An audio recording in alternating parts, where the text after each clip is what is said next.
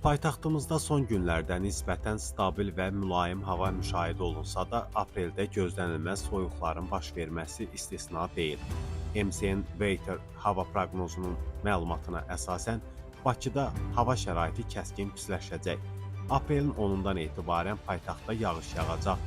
Havanın temperaturu ötən günlərlə müqayisədə 11-12 dərəcə aşağı enəcək. Bu da əvvəlki günlərə nisbətən 10-15 dərəcə aşağı deməkdir.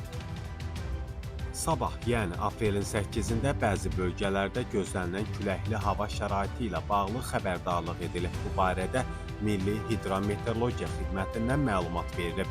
Bildirilib ki, Kəlbəcər, Laçın, Naxçıvan Muxtar Respublikası, Şabran, Xızı, Siyəzən, Xaçmaz, Quba, Qusar, Oğuz, Qəbələ, Şəki, İsmayıllı, Şamaxı, Qobustan, Gəncə, Göygöl, Samux, Mingəçevir, Yevlax, Bərdə, Tərtər, Ağcabədi, Goranboy, Naftalan, Ağstafa, Qazax, Daşkəsən, Gədəbəy, Şəmkir və Tovuzda qərb küləyi əsəcək.